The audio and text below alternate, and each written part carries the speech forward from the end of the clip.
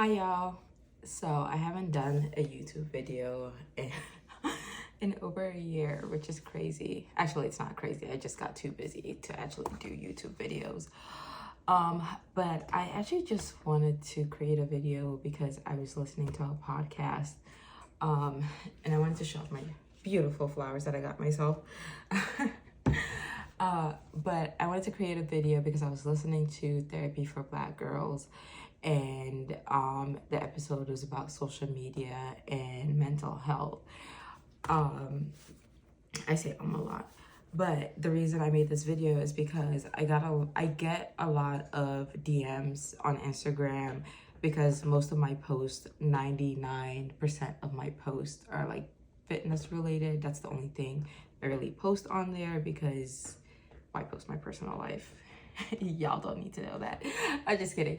But yeah, that's the majority of what I post on social media. So I get DMs from people that range from, oh, you look so good, what are you doing, how often do you go to the gym, can I work out with you? And then I also get DMs like, oh, what are you training for, this is too much, you need to rest, all of that. Like, like you look good before, you look good now. It's everything. And then I also get things like, oh, like I wish I looked like you, which I understand when people say that, but I also do think that comparing yourself to people on social media is very detrimental to your own self-esteem. I know that a lot of us do that, and you don't do it intentionally. It's just something that naturally happens.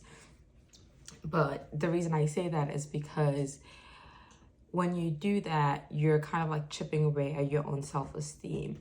And you're doing that with an image that I have picked through, because if I take a picture and post it on social media, trust me, I have 10 other pictures that I didn't like. I'm never going to post a bad picture of myself on social media, because why would I do that? That's crazy. That's insane. I would never post a picture of my shirt looking dirty on social media. I'm just going to take another picture, or my hair being out of place. It just does not make logical sense. So when you're comparing yourself to people on social media, just know that that's what they want you to see. Another thing is, when people compare themselves to other people on social media, you don't realize that, okay, like this person may also have their own issues that they're dealing with, right? Like this past year, I had like a whole bunch of personal stuff that happened that nobody knew that I was going through. Like this year was terrible. But if you go on my social media, you would think that I was having the perfect life, right? I was traveling, I was posting all this progress pictures, all these happy pictures with my friends and brunch and all of that. But I went through like a whole bunch of emotional stuff that nobody knew about. So you can't just assume that what's on social media is the best thing. Other thing that I think about too, about my physique and people comparing themselves to me, is that genetics. Okay, point blank, period. My genetics has a lot to do with the way that I look, so even if I do gain weight, I typically don't look like I'm over 200 pounds, just because of the way my body's built. That's just the way that I was blessed. God blessed me, my mom and dad blessed me. So you have to consider genetics when you're thinking about comparing yourself to other people. Now, to get down to my motivation in working out, I started working out because I was depressed, and this happened a couple years ago when I first moved to the DMV, and I had another video talking about that. I initially started working out because I was depressed, and then it kind of became a habit-forming thing where I actually enjoyed it. I ended up gaining a lot of the weight back during the pandemic, and then now I lost some more weight, and I lost more than what I initially lost the first time.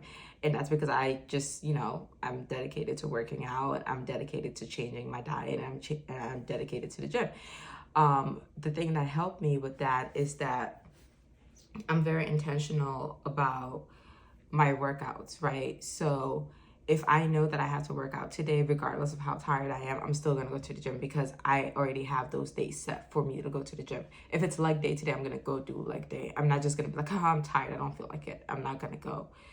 Well, if you don't feel like paying your bills, you're going to have consequences, right? So if you don't pay your bills, the debt collector is going to come. So if you don't go to the gym, you're not going to make those gains that you want. So just think about it that way. So you have to be very intentional about going to the gym. You can't just, you know, be like, oh, I'm going to work out tomorrow, or I'm going to work out with you one day and never do it, or do it like sporadically. That's not going to work. Another thing is being around people that are like-minded. I have found my community at the gym, and because I started the gym that I currently go to, because I started going there, I have actually made genuine friendships with people there, and they think like me. So they understand when I say, oh, I'm not going to eat that. They already know the reason I'm not eating that.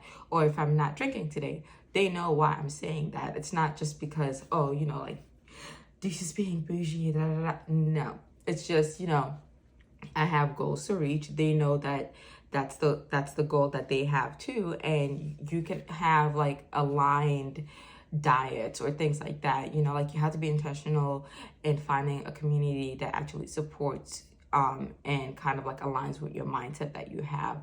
I have been very intentional with making new friends, and the new friends that I have, I'm trying to find friends that are very positive.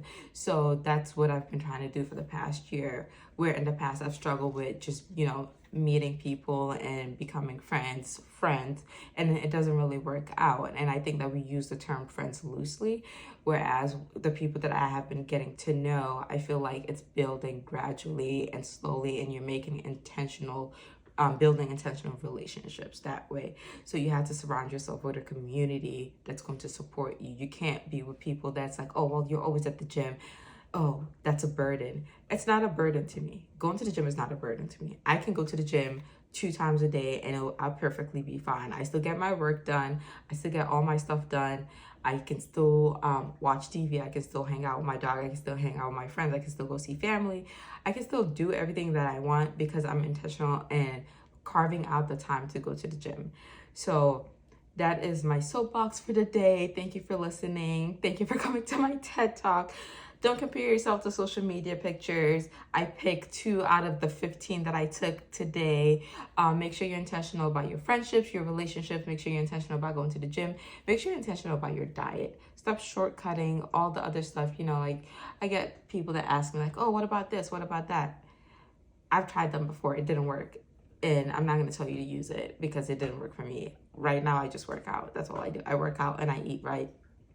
And during the week, I just follow a meal plan.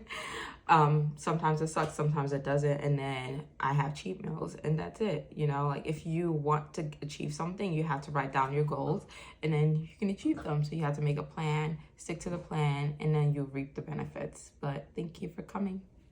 Bye.